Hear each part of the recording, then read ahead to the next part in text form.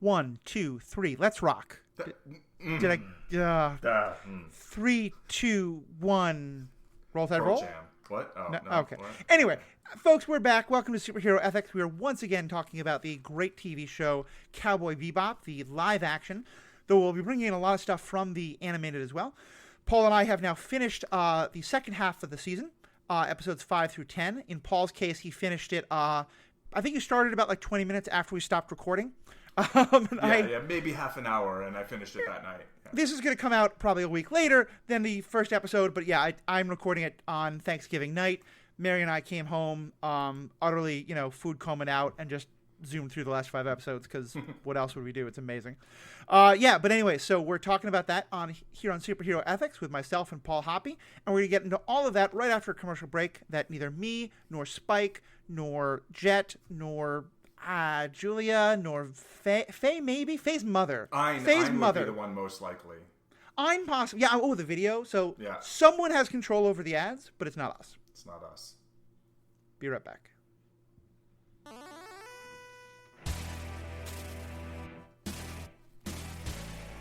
Welcome back. I'm Matthew, your host. I'm joined once again for all things Bebop of Cowboys. Cowboy Bebop. You're welcome. By Paul Hoppy. Paul, how are we doing today? Medium. I don't know. Pretty good overall. Some physical pain going on, but we'll just push through it.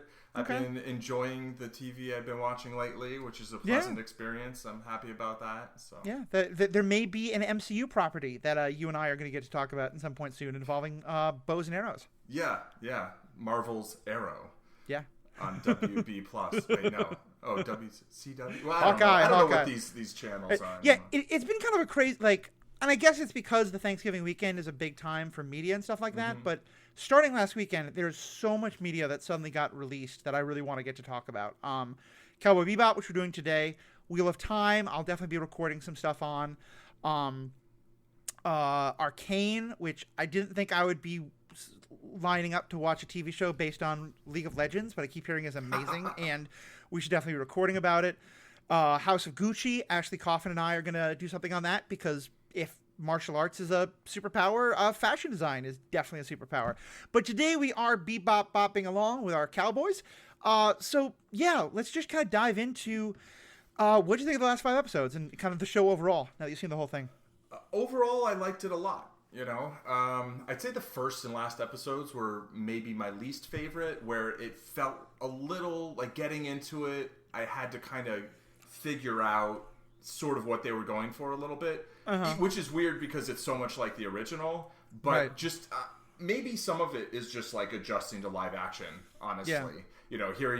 Seeing humans instead of drawings and hearing them speak in English instead of in Japanese, and it was very similar but different, which kind of threw me a little bit. I thought Jet felt a little stiff in the first episode, but then I kind of got like, okay, that's what they're going for, and I actually really appreciated it.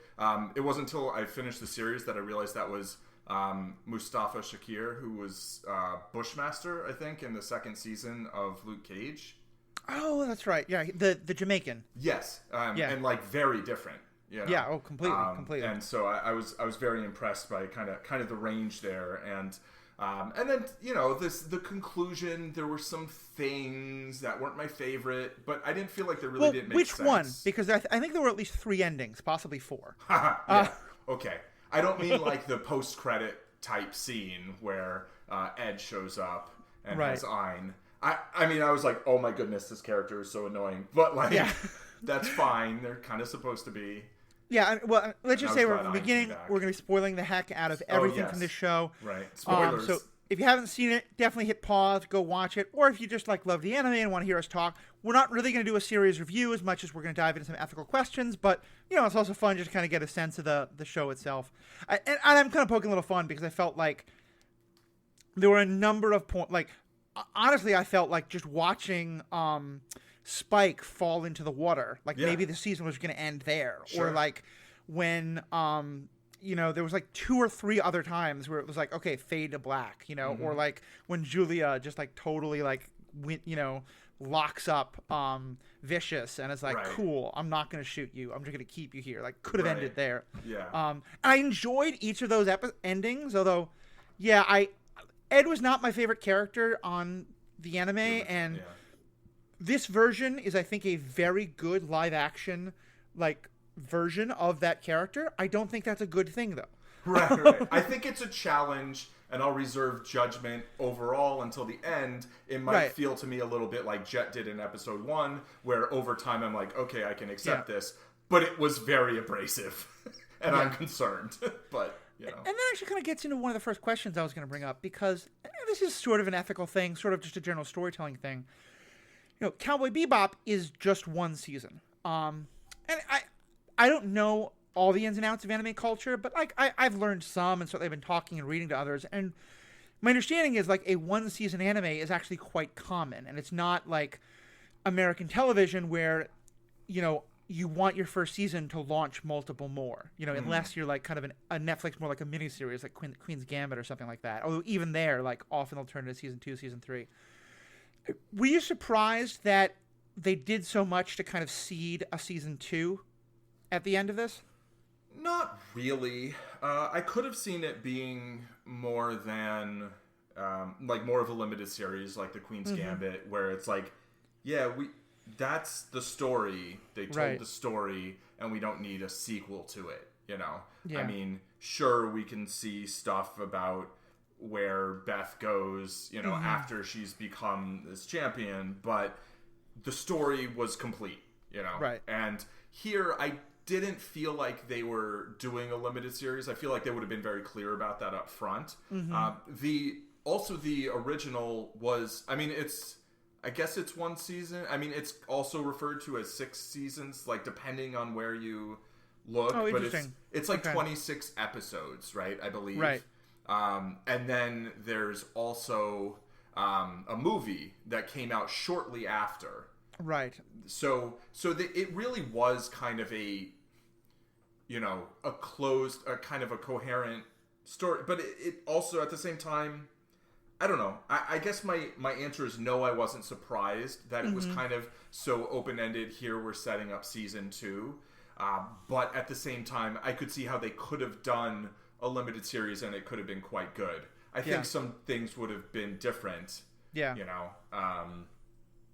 And I mean, Spike definitely is the type of character who can come back in different seasons after appearing to be dead after falling from what looks like certain death.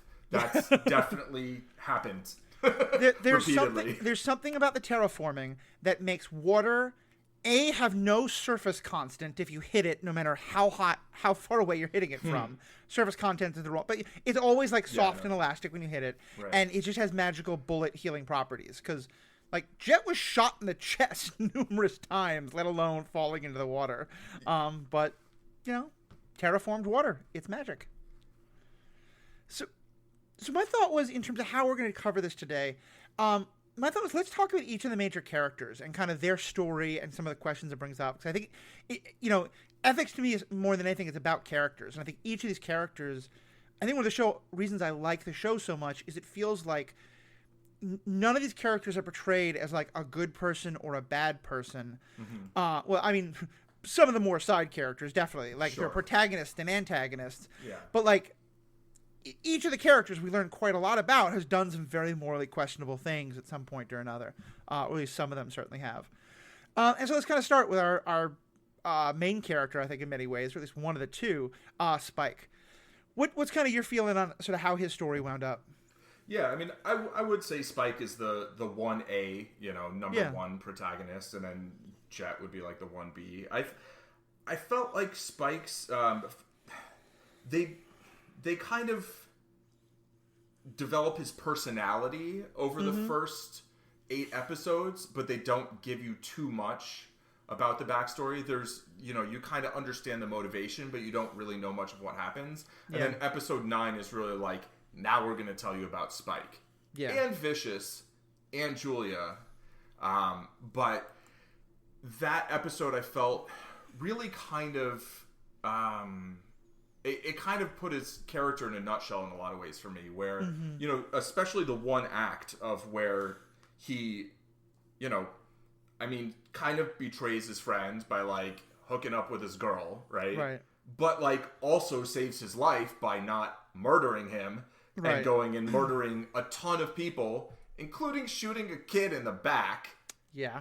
Who was like, go, run away. And then breaking a code that he had set up of, like, we don't kill kids. Exactly. So, like, he kind of has this honor, but at the same time, it's flexible. Yeah. And so I feel like it's less about honor, really, and it's more about just, like, this moral flexibility of thinking, what do I want to do for whom?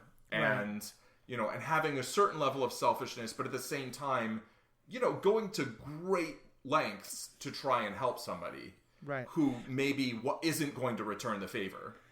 I mean, I think you're right. Like, episode 9, I think, is far and away my favorite episode. I don't think it's necessarily the most fun, but just all the ethical stuff it raises, all the character stuff it gives us. And with Spike, I think you said it perfectly there.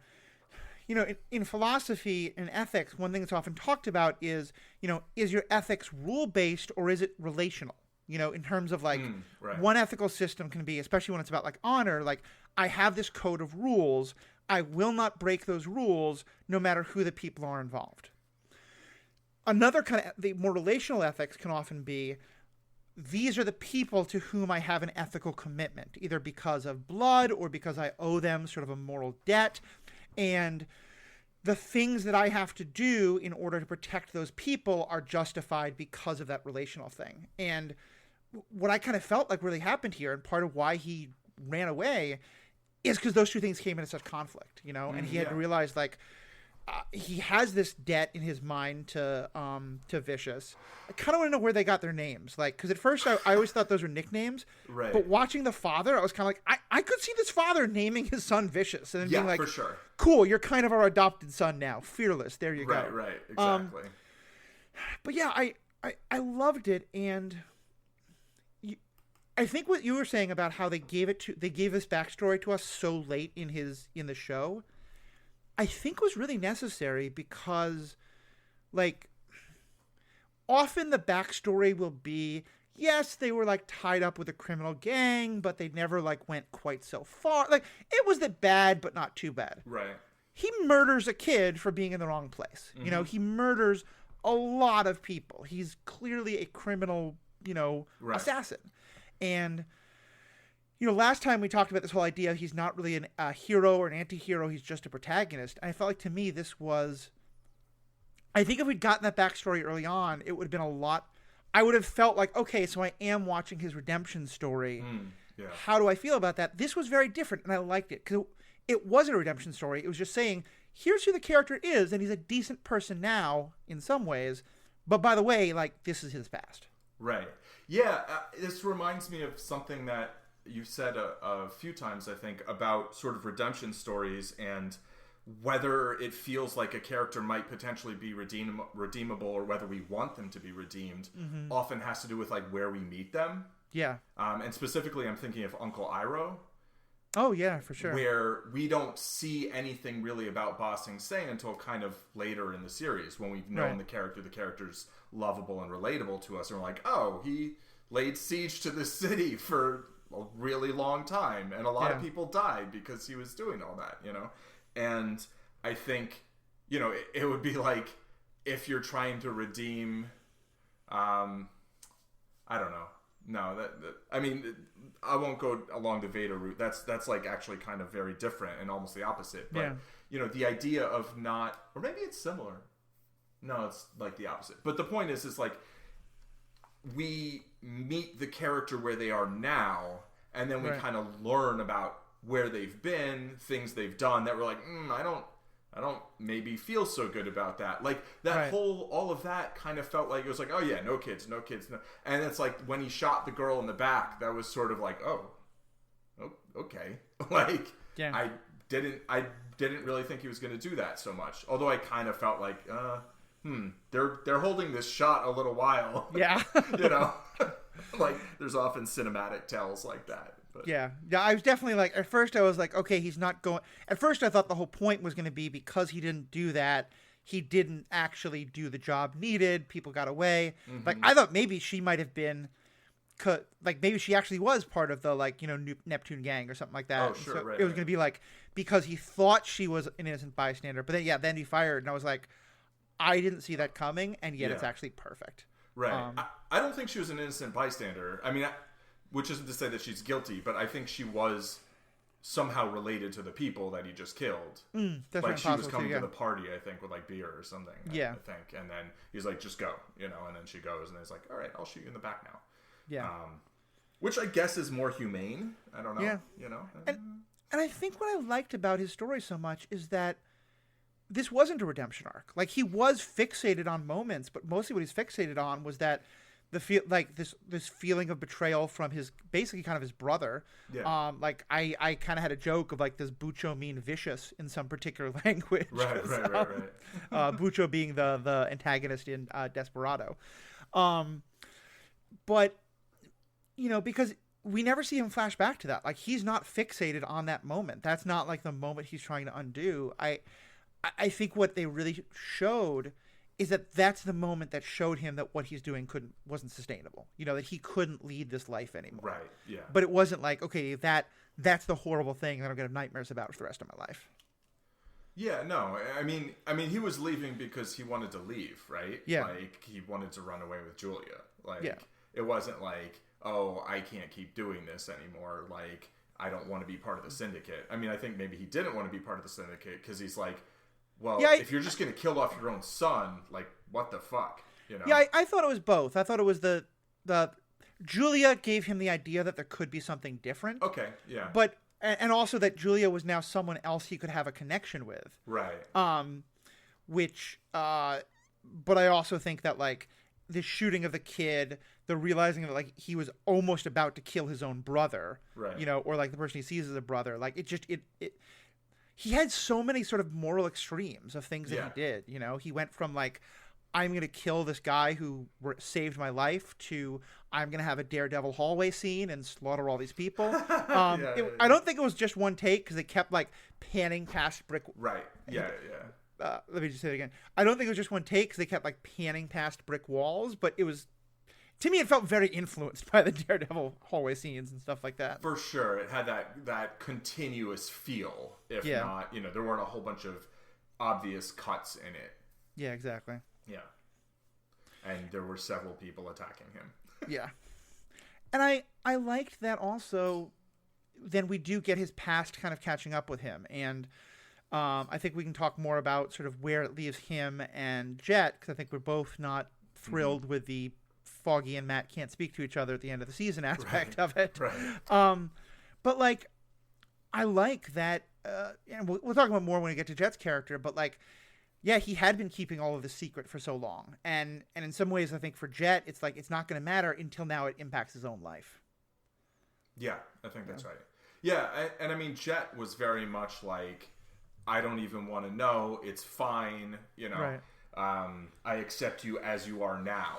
Yeah. And I think that, you know, while he has this kind of, are we moving into Jet now? I guess let me just kind of ask, just to kind of put a point on it with Spike, now that we've seen his whole season, like, Spike, okay. Yeah, exactly. Well put. I think asking, is he a hero or an anti-hero, I think we've decided that's not really a worthy question. But just in terms of, like, knowing what he's done in his past, does that really change how you see his character? Is this still a character you're rooting for and you want to spend time with? I mean, it doesn't. Like, I mean, I think he was doing what he thought was the right thing to do. And, like, you know, pretty fucked up. But at the same time, I get it. It doesn't really make the character less sympathetic to me.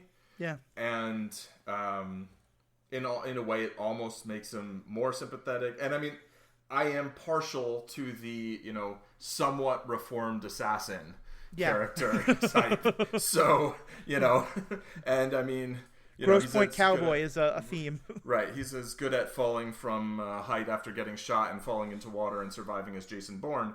So there you go. You know, there you go. Although I guess Faye is more the amnesiac with a questionable past. But yeah, no, I feel like the background gives me more context to sort of view him going forward. But like we already kind of knew the idea of what the background was. Here we Right. just got like some really literal telling of it, Yeah. which if it wasn't told so well, maybe it would have made me feel less sympathetic. But like it just, all of the actions there felt very relatable, and he felt very conflicted to me, right? Yeah. And took very decisive action repeatedly, but while feeling very conflicted. And I find that compelling, partially because like he's also very charismatic. And, I mean, if he was like a really boring character outside of those moments, I might not root for him as much. And it's like, well, personality goes a long way. Which raises its own sort of set of ethical questions. And I think goes to the whole, like, who we like about a character. And I think one of the ways that I think of Spike is because you and I talk so much, and I talk so much about superhero movies and superhero TV shows, and they are like, it's in the name. Like, we're supposed to know these people, no matter what terrible things they've done, they still in the end are our heroes. Right. These other people have done some good things, but they're still our villains. Like, this is more like Goodfellas or Godfather.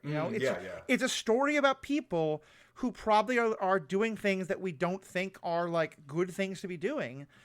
But very much, I mean, like in many ways, to me, him and Vicious, like, they remind me a lot of characters from The Wire. Like, this is the world they grew up in. This is what they learned. Sure.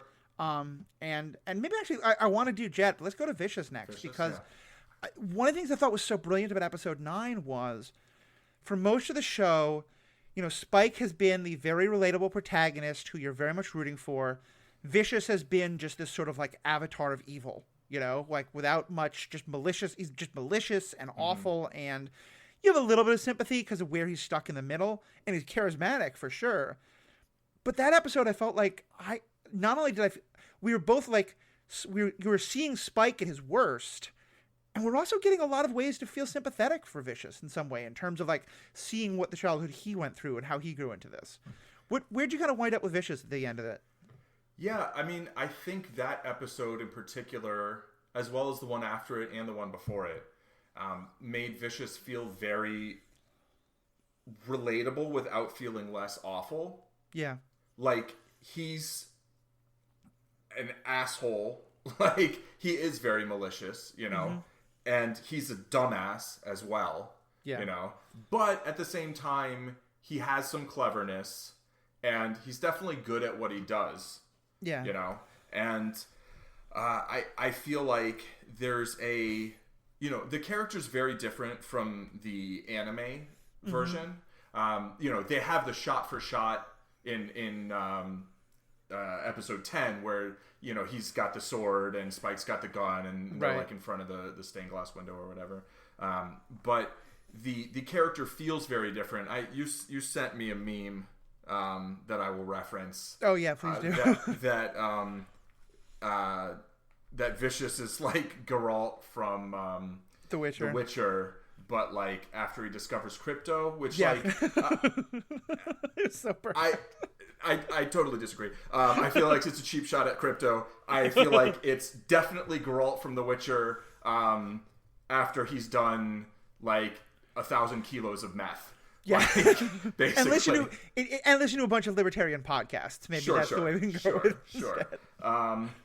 Also, maybe a cheap shot at libertarians, but that's fine. Yeah. They maybe deserve it. But with a capital L anyway. But I do feel like there is like, Geralt's not like really a good guy either. No. But like kind of like here, Vicious is just so clearly messed up from his childhood. Like when we meet his dad, who at first I was like, is that Ian Holm? And then he killed him. I'm like, oh, we're definitely going to get some flashbacks, because you wouldn't use Ian Holm for just like one scene where he just gets killed. It's not Ian Holm. It's, I think, is it John Noble? John Noble as Caliban, as his father, right? Who actually played Denethor in Lord of the Rings. So a different Lord of the Rings character. His name was very relatable to me, and I couldn't figure out his voice was very recognizable to me, and I couldn't figure it out until he took off the big like helmet thing, and I was like, oh, okay, I recognize that face. Right. That's the bad dad from Lord of the Rings. Boromir's dad and Faramir's dad. We keep referencing some of the other favorite action things here, but in some way also, once I learned so much more about Vicious's childhood and him, like, you know, very spoiled. You know, he had this thing of, like, he always could get out of trouble. Mm-hmm. They actually really reminded me of our two protagonists in The Warrior. You know, where it's like the guy who they don't meet as friends, but like they don't meet as kids, but it's still like, you know, the outsider who befriends the son of the chieftain, you know, the head of the gang. Yeah. And I just thought I wound up feeling like Vicious was a very good antagonist, you know, because I think if this was a traditional Marvel movie or something like that, and don't get me wrong, I love hero movies, I think we would have gotten both of their backstories a lot earlier. Maybe even like episode 2 or something like that. Yeah, or we wouldn't have gotten Vicious's...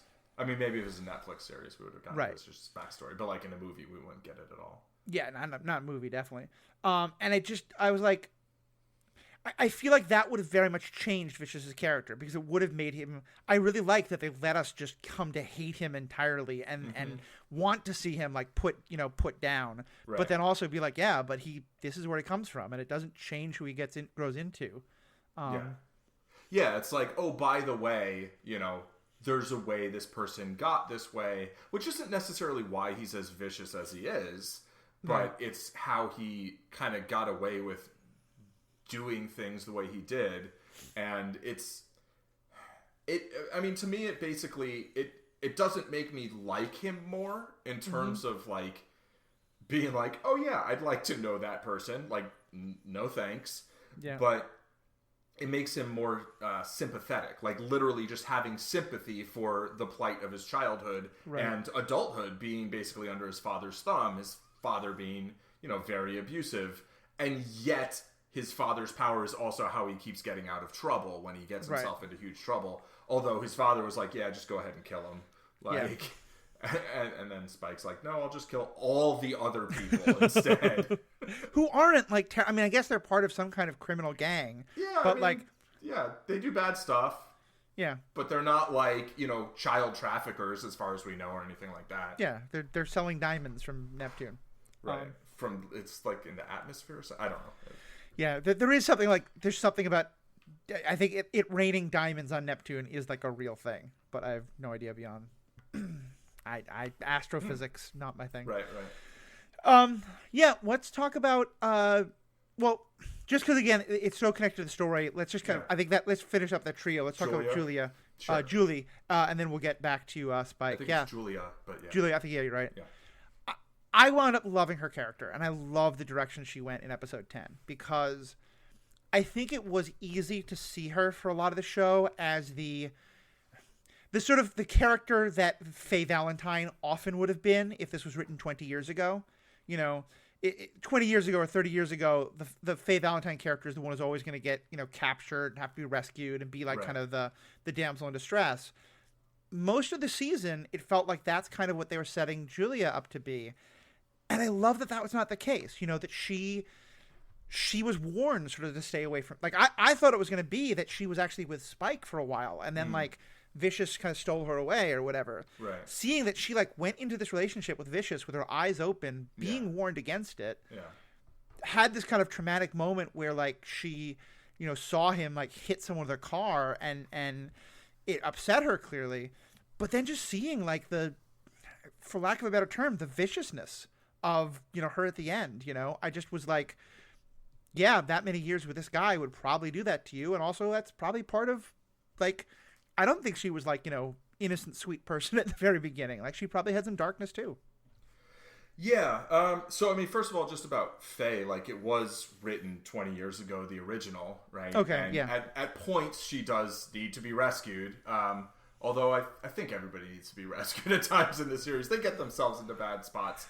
But for me, 20 years ago is the 1980s, which is a problem, but we're just going to move on. Right. Okay. Moving on.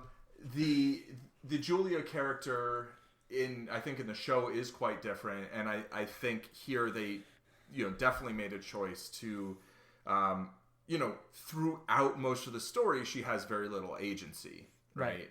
But you can see like some wheels turning. Yeah. Right? And like she's clearly trying to manipulate things. It looks like things are going very poorly.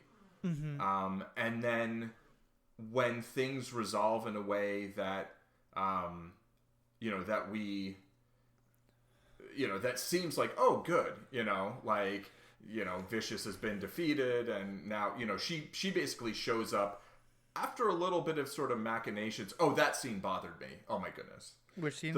So the scene where she convinces the syndicate person in the back seat to, like, help her. Uh-huh. Which, like, okay, cool, great. And then she's like, I'm going to kill the driver first. Yeah, that was... What? I wanted two things. I wanted, like, to see a little bit more of them having been close in the past. Right. And, like, that woman feeling clearly obvious guilt that, like, she knows she's doing something terrible to Julia by bringing her back to Vicious, and she feels bad about it, because then there's sort of a, like, I'm redeeming my mistake. Right. But also the, like, yeah, she's clearly not just, like, random impulsive person if she's that high up in this organization. Yeah. So for her to be like, yeah, you're right, we should turn on him right now while there's another guy in the car and we're driving. Like, I mean, at least shoot the other guy and then put your gun on the driver and be like, pull the fuck over. Yeah. Like, or shoot the driver second, but, like, you're trying to kill the driver and then the other person's in the front still. Like, what are you doing? That just didn't make any sense to me. But I do agree with you in terms of it would be nice to see a little bit more development there. I did actually feel like, the actress sort of sold to me the idea that character was kind of questioning things. Yeah, definitely. As things, like, up until that point even. So that didn't feel like it came totally out of nowhere to me. That's where I was like, oh, Julia's definitely going to be up to some shit. And then when she walks away from the car, I'm like, aren't you going to see? Oh, she doesn't care if she's okay. Yeah. And that was sort of where I was like, okay, she's like maybe not the best in a lot of ways. Yeah. And it's understandable. She's had, she's been held as a prisoner, basically. We found out, you know. We didn't necessarily totally know that the whole time. But yeah, I mean, just to say on the car, I thought I had the exact same thought, and I thought it was very well done, because it seems pretty clear that, like, that other woman, the guard, thinks that she's dying, and is doing a kind of, like, you go on, I did this for you, make this worth it, Right. I kind of just made a Private Ryan, Saving Private Ryan reference, which I really didn't mean to, because it's the one awful moment in a fantastic, in an otherwise fantastic movie. Well, no, the graveyard scene also, but anyway, but, like, you're right. Like, if we wanted to show her that she was this innocent dove who needed to be rescued, she would have had a no, you saved me. Let me see if I can help you. Right. And that the other person convincing her, like, no, it's hopeless for me. You go do. But in fact, she's just like, oh, you want me to? Okay, cool, peace. Yeah, exactly. Like, and I admit I didn't see it coming. I loved her reaction to Spike when Spike was like, now we can make this better. Yeah. And, because from her perspective, like, why didn't he come back for her? Why did he make her wait this whole time? Yeah. It's a really good point. And although it's like, there is a pretty legitimate, like, he thought she didn't want him to. That seems legit. Yeah, although I like, well, it's kind of funny because it's a very Romeo and Juliet thing, because they both talk about how they have this, like, deep, incredible love for each other. Like, they banged once. Like, even then, like, they hung out a couple of times. They weren't, like, at least as far as we got in the show. I think they hung out a little bit more than that. Like, there was a fair amount of sort of third wheelage. Right. But, like, they weren't having deep heart-to-hearts because Vicious was always there. Yeah. But yeah, I guess I think to me it's one of those miscommunications where I very much understand both sides. Sure. I totally understand why from Spike's perspective he's like, she chose not to. But I also understand from her perspective being like, how could you think I would do that? Like, we had just seen him kill someone. We had just seen him do all these horrible things. I've just tried to throw everything I have out the window for you, Like, yeah, although, like, we've known each other for, like, 2 or 3 weeks, so... Also true. But then it's like, really? You're that, hung up on this person that you've known for, like, just a few... I felt like it would have been a little more convincing if there had been a longer period of time. Yeah. Of all of that going on. Like, if they'd had an affair for, like, 6 months or a year or something or whatever. I don't know. Well, maybe I'm headcanoning too hard here, but what if that is kind of the point? Like... that the idea was that this wasn't actually, like, the one true love of all time. It's that for both of them, like, they had become so emotionally numb and so emotionally dead Right. that, like, here was one real moment of connection that kind of let them see there could be an alternative. And it was kind of like their excuse to get out, you know? Right, and, right. like, it may well be that they would have gotten out and 3 months later been like, you snore. You don't brush your teeth, but, like, we're done, you know? Right, like, right. I don't know if that was intended, but I think it's certainly a way to read it.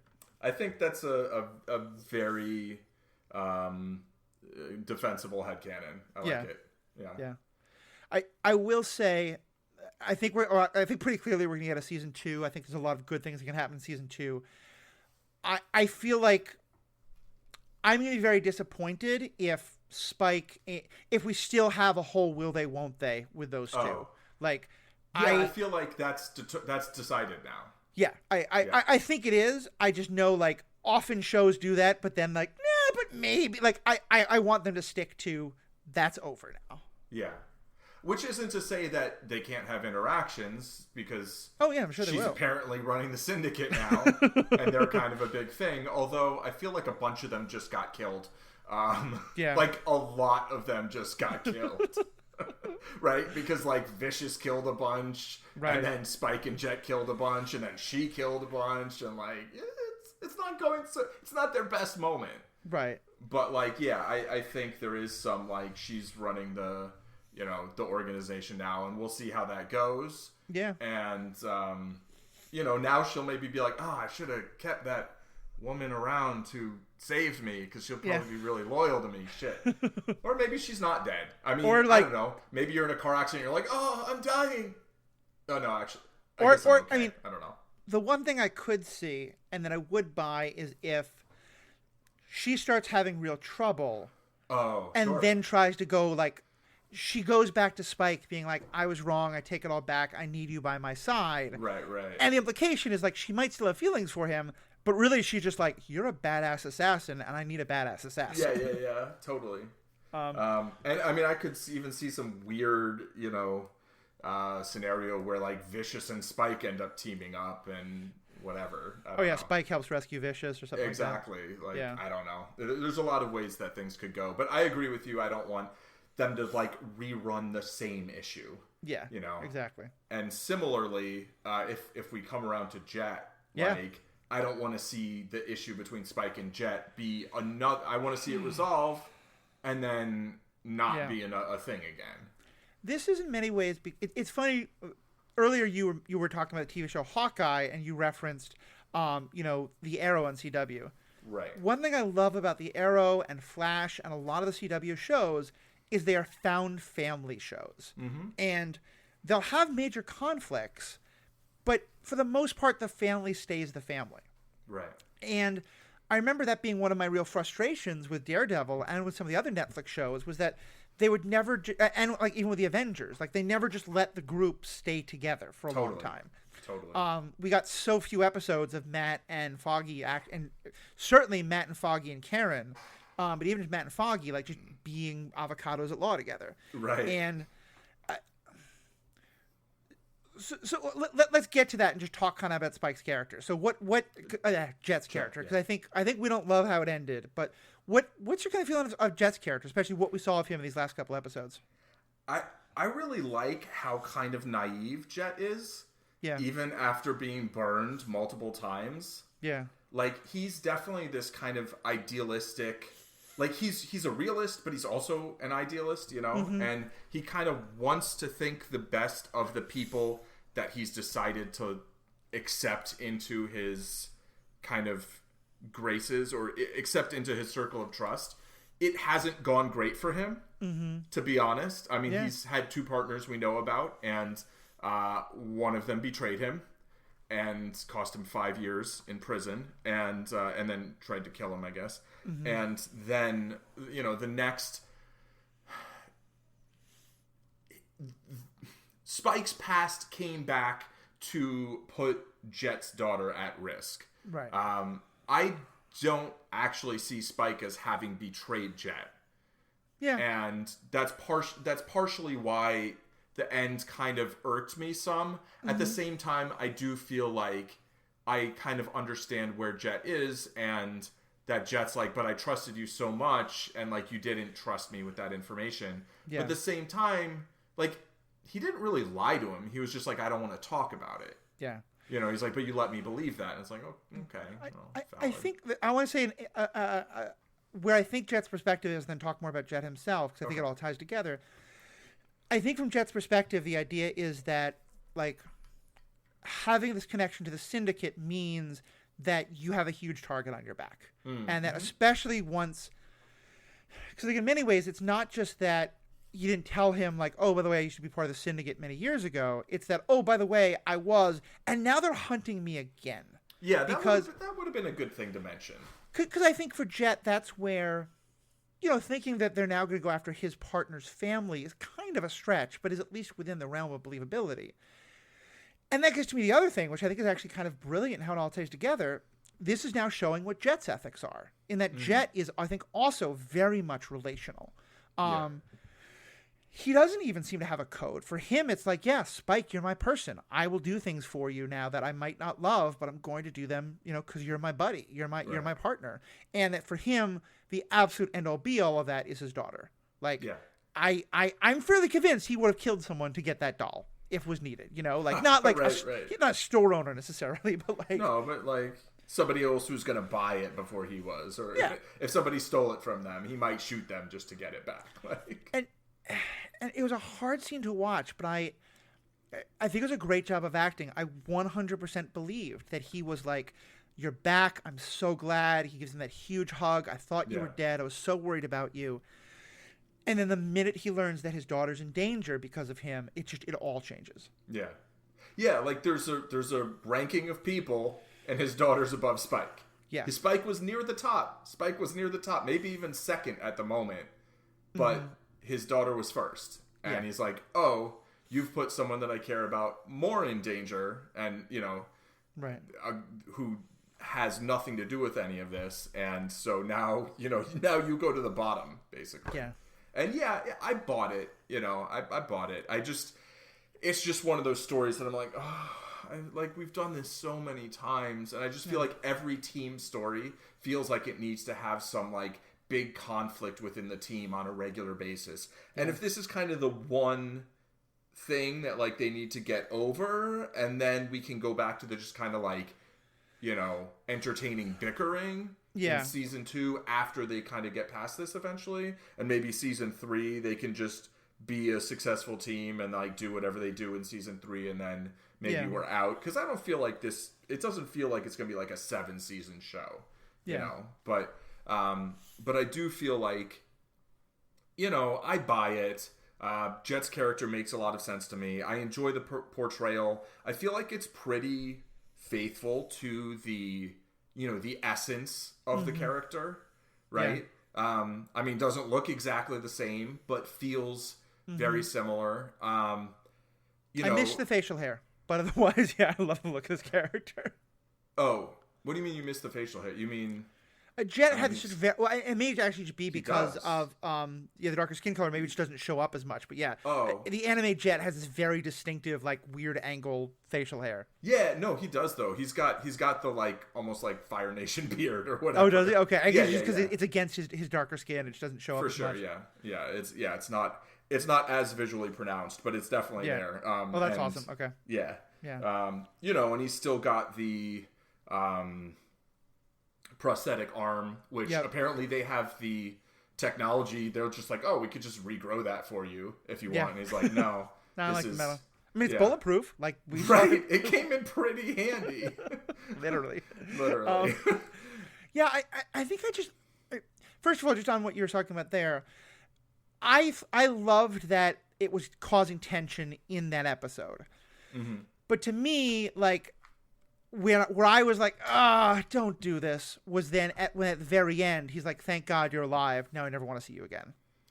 Like, right. I felt like, because I totally bought it there. And like, if they wanted to give it more of us, I'd be like, okay, well, maybe have that happen an episode earlier. You know, maybe have like it end with the phone call about his daughter and then give us the flashback, or give us some more time of the two of them apart and Faye. But to me, like,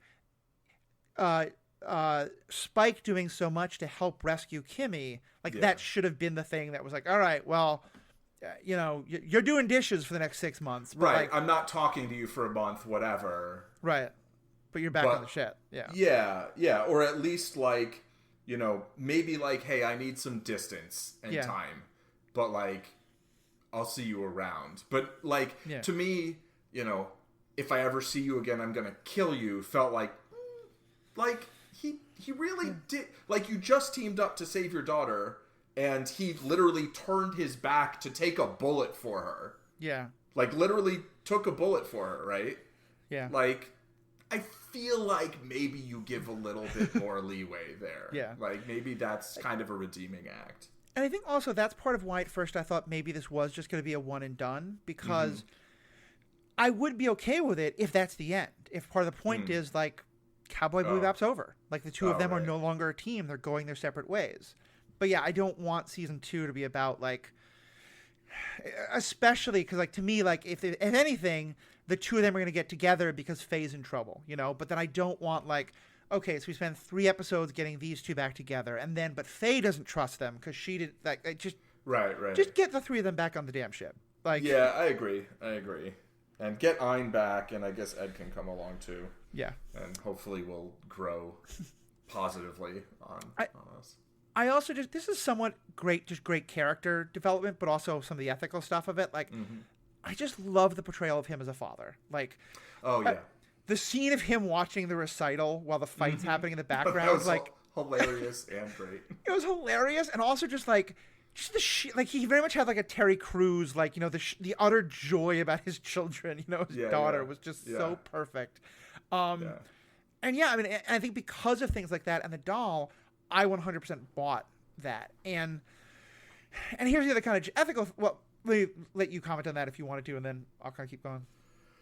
Yeah, I mean, I really enjoyed the relationship with the daughter and like kind of how he was, you know, trying to be there more, but that it's difficult. But like, I really enjoyed that he actually got to be there while Spike was getting the shit kicked out of him, or kicking the shit out of people back and forth, you know, in the background. I mean, I thought that was a great scene, but also like, I liked that it wasn't like, oh, I've got to go right away, and then he missed it. Because that's just such a layup, like, manufacturing conflict, and then we can have like the mom being mad and blah blah blah blah. Yeah. You know, but here it's like, no, we're actually gonna let him have that nice moment. Yeah. You know, play it a little bit for laughs at the same time, and you know, and we actually get some action in the background that's kind of low stakes action, because like we know you're not going to have anything super serious happen back there. Yeah. But, yeah, I thought that whole episode was really good. And it also developed a dynamic that, in our coverage of Ant-Man 2, I think I talked about this more there, but one of the oldest tropes that also drives me crazy, and I think you've said the same, is our hero has an ex-wife who now has a new partner, and like he should win them back because the new partner is an idiot, and like, you know, clearly that's his woman, he should win back. Right. And both in Ant-Man and this, there's none of that, you know? Yeah. And like, it was actually really touching when the mother was like, hey, she wasn't like, I want to get back together with you, but just like, hey, it means a lot to me that you were trying to be a part of her life like this. And even the stepfather was like, kind of, like, you know, he's like, oh, dude, you just killed the guy who could have gotten your name cleared. Like, he's that's kind of rough, like, buddy. He's kind of twisting his tail, but he's being like, so yeah, I just love the way that dynamic between the 3 of them developed. Yeah, and I think that was the moment when Chalmers, the like stepdad or whatever, found out that Jet definitely didn't do it. Yeah. And that Jet found out Chalmers definitely didn't set him up. Right. Yeah. So there was, I think, a moment of understanding from that. That was episode 5, but I think that plays in very heavily to Jet's character and that dynamic, which I mean, it's very similar. It's like, you know, the dad is like often on the wrong side of the law, but kind of a good guy, and like the stepdad's a cop, and they're a little bit at odds. But then the dad's like trying to be there for the daughter, and it all kind of works out okay-ish. You know, in the way that things in real life sometimes work out okay-ish. Like people get along and move on, and there doesn't always have to be some huge drama around something like that. It can kind of just be the way it is. Exactly. So let's talk about the one last kind of like really major character we haven't really gotten into, Faye. And I've been curious to read. There's actually a lot of like debate back and forth about her character. I mean, there's the idiotic comments from those who just wish her outfit was sexier, which I think she looked amazing in this outfit, but they just wanted it more revealing. But even putting those aside, there's I was kind of surprised to see a lot of comments from folks like thinking her characterization wasn't good, or because I really enjoyed her character. But what did you think of her character and kind of the way they evolved her and the choices she makes? I would say that, I mean, yeah, like the anime costume is just, it's an anime costume. Like the actress actually, I think, tweeted like, well, we tried that costume, but it entirely disappeared into various crevices of mine, never to be seen again. So we went with this other more practical costume, which, I think makes sense. I think it's a good choice, like practically and visually. I think it works, people complaining that something isn't exactly how it is. It's like people saying Ahsoka's head tails were like not long enough. And it's like, come on, like, it's like, okay, I whatever bothers you, that's fine. But like, I can't get on board with the outrage over that sort of thing. I do think the character is very different. Agreed. In the show, in the live action from the anime. Yeah. And, which is fine. Spike and Jet both feel very similar. Vicious is very different too. Mm-hmm. And I think some people didn't like that. Vicious is way cooler in the anime. Yeah. He's like the crow or what. He's got like a raven on his shoulder all the time. Yeah. Like, here he feels like a meth head kind of. Yeah. But I think you can have a similar character or a character who's kind of fairly different in essence, but works better for your story, maybe works better in live action than, like, when they do the live action Avatar, like, I kind of think Sokka can't be quite as goofy. Yeah. And I think Aang maybe can't be quite as goofy, but, like, they can still try and capture most of the essence of the characters. I don't know. You can tell a few more jokes than in the live action movie, which I think had 0, but... And like one thing I was watching, like noticing this, even more so I think than in the original, a lot of the scenes looked very much like modern day Earth, in terms of like the technology and stuff. And there's some of that in the original to be sure, but like I think it's very true. I think I feel like there was a lot of the like character traits of Faye were in this, in terms of like the sassiness and the but obviously they took her in very different directions, but I didn't mind them, and I felt like I forget, is the amnesia thing even a part of her story in the original? Yeah, so she's an amnesia con artist, I think, basically. Right. Okay. And there's like a bounty on her, and she's like in debt, and there's a bunch of stuff like that. Yeah. I think her first appearance in this series is she's like running a con as like a casino dealer or something, and then there's some chip that's got some special decrypting properties or something like that. Yeah. So, the way she gets captured by them and then locked up in the toilet, and so there's some kind of similar scenes. Here they introduced her earlier, and I kind of felt like her first appearance didn't quite gel with her when she came back in like episode 4, right? Because I don't think she was in all the episodes of this of the live action. Yeah, she was pretty much totally out of episode 2, and I think I think she comes back in 3. You might be right, she comes back in 4. No, you're right. She does come back in 4. Right, with the eco-terrorists, right? That's where she, But, I really, once she came back and had this very clear character arc, I really enjoyed her character. Yeah. And so I would say, like, I'm sympathetic to people who don't like changes to characters or media that they love. Yeah. I'm sympathetic to that. But I think some of the particular changes... it's like the wardrobe, it's like, it's not that far off. It's in the spirit of, I feel. And so that's kind of like, I'm going to roll my eyes if you're complaining about that. If you're like, I just didn't love this portrayal, whatever, okay. Sure. Well, and I think this was an interesting character. Yeah, I think that's the real key for me. That's what it comes down to. I think there's a big difference between this is an interesting character, but not like the character from the show, and so I'm disappointed, versus...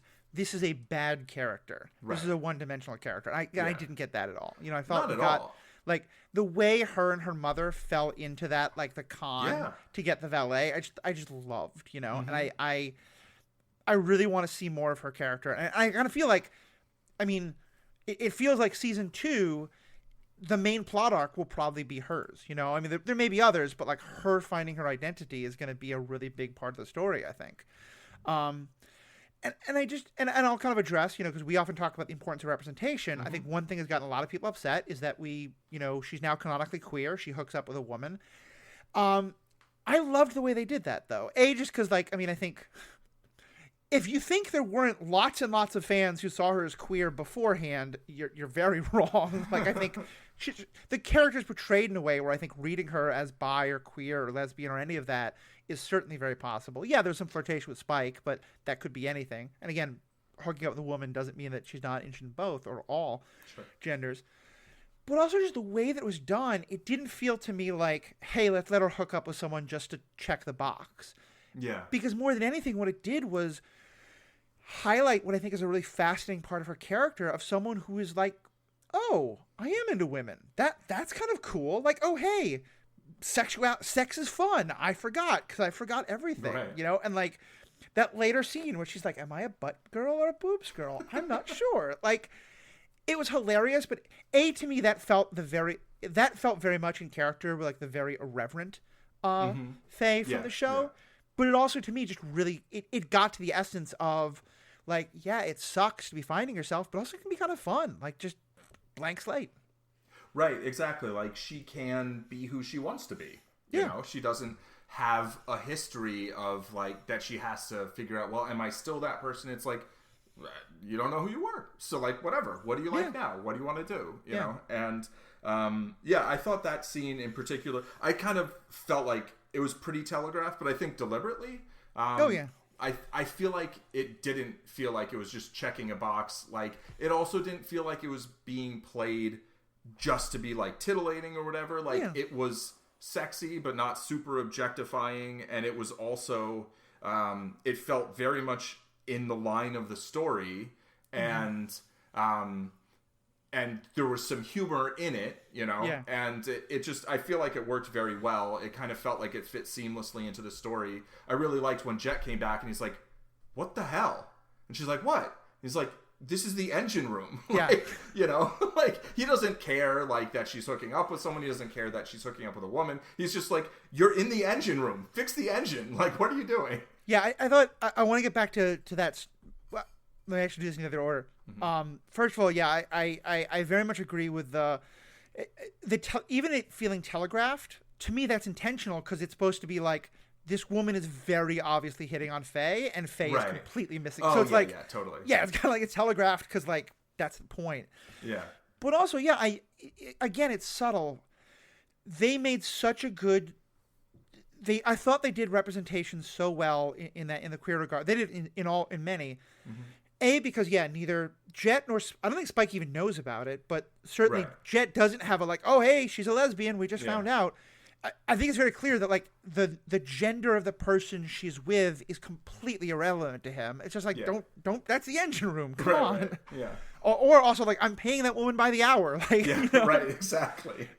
But like, get the engine fixed and then do whatever you want. Like, the other thing, though, I think is worth pointing out, because again, it's not explicitly said, but I think it's very clearly implied, especially when you know who the actor involved is that the character Gren is transgender, is non-binary, I did know. I think at least once or twice, I think they use they pronouns for Gren. I know certainly they never use either he or she. Yeah. And the actor is themselves non-binary, so I think it's supposed to be very intentional that that's what we're going for the character. And I loved Gren and Anna as kind of side characters who also were sort of like one more sort of like, we're not taking sides, but we have our own like, you know, loyalties and stuff. But also just having that one more character who's like, yeah, Gren is, you know, really good at like I mean, I thought the way they first introduced them of like, you know, feel the notes nibble on your neck and feel the key of F, the sexiest key. I was like, this is so over the top, and it's fantastic, and I love it. Right.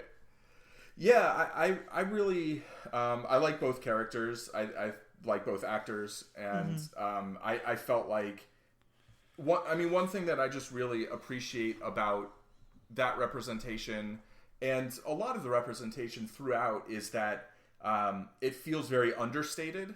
but like very real at the same time. And we were talking about a future in which that Star Trek has this very positive, kind of hopeful vision of what a future could be. Right.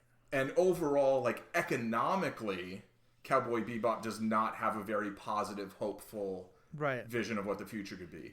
But in terms of like bigotry, like it's nice to see this. It feels like a future in which, people aren't being, openly homophobic. They're not being openly transphobic. They're not being openly racist. There might be some sexism still, but it feels like not as much, some of that's more just specifically the relationship dynamic between Vicious and Julia. Yeah, I see, like Vicious has it, but he's very much an outlier, I think. Right, exactly. And so there's definitely a feeling of like without even saying it, like the future could be like that. Yeah. Like we can hope for that. Yeah. And I mean, this is an odd thing to be like, yay, representation, but like every time Spike, like, just beat up or killed a whole bunch of nameless thugs, there was always some like female presenting thugs in the group. Right. And I was like, yeah. I really liked that the syndicate was, not all male. Yeah. Right. And that the thugs were of any and all genders. Yeah. And races and background. Like, it's just, exactly. They're equal opportunity awful people. Right, exactly. And the cops too, I think. And so, I like seeing futures like that. And I think it's important to have stories that, kind of center representation and are like, this is what this story's about. Yeah. And, we're going to tell a story specifically of like what it's like to have such and such aspect of identity or whatever. But I also think it's very important to have stories where people of all identities, of all types, just simply get to exist. Yeah. Without that being a big thing. Yeah. Where it's like, you get to be a hero, you get to be a side character, you get to be a villain, like whatever, it doesn't matter, you can be any of these things. And that's not what the story's going to be about. The story's going to be the story, but just like, you exist, so you exist in media, Yeah, and I think this applies for almost all things, but like on this particular one, it's the difference between, are we telling a queer story, or are we telling a story that has characters who are queer? Right. And they may be antagonists or protagonists or side characters. And yeah, it's it's a problem when you're like, oh, look, this character's black, this character's a woman, but like everything else is exactly the same. Like you're not, and I remember when we talked about Shang-Chi and you pointed out the little thing of like when he goes over to his friend's grandparents' house, like he takes off his shoes. It's not like the movie isn't about like, Joy Luck Club was like a really good movie, but that was very much like Americans. This is about Chinese Americans and Chinese culture. And like, that was great. And it was a great, like, that's not what this is, but Shang-Chi is a Chinese American character, and all the ways that influences things were present there. And to me, that's exactly what this was. It's not a queer story. It's a story about a universe that has all kinds of people, some of whom are queer. Right, exactly. And I love that. I want to see that in a lot of stories. Like, all the stories that aren't specifically about, a particular experience, I want to exist in a world where all the types of people exist. Right. I have to correct myself from our Shang-Chi podcast, where I had heard and listened to it and it sounded right, that the line that Tony Leung gives about like, it says like, like basically the line is translated like, I'm a lot older than you, like grandpa, step aside or whatever. But I thought it was, I have eaten more years than you've eaten rice, but the actual line is, I've eaten more salt than you've eaten rice. And the words for year and salt is very similar. But I mean, if you think about it, think about how much physical rice you could eat, and then how much sodium that much physical salt would be. Okay, that's fair. I was like, I oversalt my food by quite a bit, but yes, no, you're still, in terms of like, but you're not 1-to-1 ratio no. of rice. And in a culture where rice is a staple, right? Yeah, like, exactly. You might not eat as much rice as the average person. I mean, maybe you do. I don't know. Yeah. But yeah. Anyway, I just thought that was Yeah, that's cool. That's appreciated. Because you brought up the shoes and Shang-Chi. So I think that's kind of all the big things I wanted to touch on. Any other stuff you wanted to bring up? I mean, there's so much more we could have done. If we didn't have like this odd ability to like, generate income, I think we could have easily done episode by episode of the show. Like there's so much to talk about. Yeah, for sure. I mean, I think each episode has interesting, questions that are raised. Characters make decisions. I like that there's like a good deal of agency for the most part, but then there's also some of the sort of, not the hopelessness of like the oppression of capitalism or whatever, but just the sort of the reality of like, you need to eat, and when that's not provided for, you often have to go and figure out what to do. Right. And I mean, I think in the real world, like a lot of people work jobs that like they're not thrilled about. That if they're like, is this a thing that I really want to be doing? Would I be doing it? Like if I didn't have to do it, or like, is it? I'm going to go on a little aside about poker very briefly. Go for it. Basically, like when I first was like thinking about being a poker player and being like, that's what I'm going to do for my primary income. A lot of people are like, yeah, but you're not really doing anything that, like, you're not making anything, right? And and someone was like, well, yeah, but I'm kind of like entertaining the people and whatever. Like that's whatever. Like the point is like, if I think about all the jobs people do, a lot of them are like, I think the world would be better if no one was doing that thing. Yeah. Of course there's things that like people do that are great and very helpful and very important. But if people weren't like stuck doing so many of the things that I kind of think like maybe are not the best, and maybe the world would be better if nobody was doing those things, then there would be more time and more, ability for people to do the things that I think really do add value to the world and to other people's experiences. And so, yeah, I don't know. That was kind of out of nowhere. But I feel like in Cowboy Bebop, like they are kind of stuck in the cycle of they're always looking for the next bounty. Right. Because they need fuel. They need food, fuel for the ship, fuel for their bodies, basically. I mean, it's funny, kind of going back a few steps, the hopelessness of it, it's kind of very much a very like Marxian analysis of, I'm not talking about like the political, but like part of Marx as an economist, like one of his social theories was that like all other isms basically fall to classism and economic things. And like, I don't think that's entirely true, but there's kind of that element here of like, yeah, eventually, like, we don't care if you're gay or straight. We don't care if you're black or white. Like, do you have money or are you getting oppressed? And like that's right. And to me, I feel like this show walks the line. I think one of the reasons I like it so much is I don't. Yeah, if characters have no agency, there's not much to talk about. If characters have complete and total agency, well, that's interesting, but that's some of my favorite stories are where characters are in very difficult situations where there isn't a single clear good choice. Where there's a lot, you have agency, but your options are cut off, and it's like, okay, which of these is the least bad, and how do I decide that? And I think that's very much what this is. None of these people are doing things that like they wish they were doing, but they're all doing their best to get through the best they can, and we get to watch them and see how they do it, and see how we feel about it.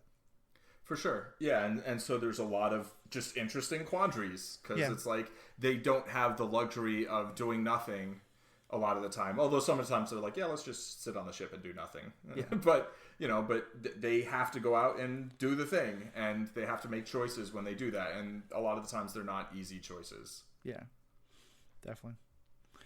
All right, I think it's probably a good part to wrap up. We briefly mentioned poker, and Paul, I know you're doing more poker stuff that people can check out these days. Where can they find that?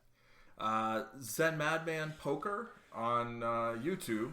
I'm trying to kind of move towards making more broadly accessible videos. I'm not the best at not getting like really into the weeds on strategy, like really into the weeds. But I'm trying, and then I'm also Zen Madman on Twitter and Twitch. Yeah, definitely a lot of stuff we're checking out. Definitely worthwhile. And of course, you can find all the stuff about my various podcasts under The Ethical Panda. You can search for that on Facebook, Ethical Panda 77 on Twitter, or the website, theethicalpanda.com. And that'll give you, most importantly, the contact information, because, what do you all think of Cowboy Bebop? We love to hear your thoughts on these. which characters do you see as kind of like ones you're rooting for and not rooting for? Are they all terrible? Are they all wonderful? The fun part of the show is the interaction that we get with you all. And I love when you all send in message. Every email I try to make sure I respond to, every Facebook post, Twitter post, and certainly if you're okay with it, we'll read it on air and talk about it, or just let us know and we'll talk about it here. So please give us your thoughts that way. Please check out all the great things Paul's doing, all the other things, all my other podcasts. Star Wars Universe podcast, the other big one I'm doing, and we will be covering every episode of the Book of Boba Fett when that comes out. Paul is going to protest. He's absolutely not going to be part of it. He will love the first episode and then probably be part of every episode until they do something terrible to animals. He'll quit in a huff and then come back for the finale.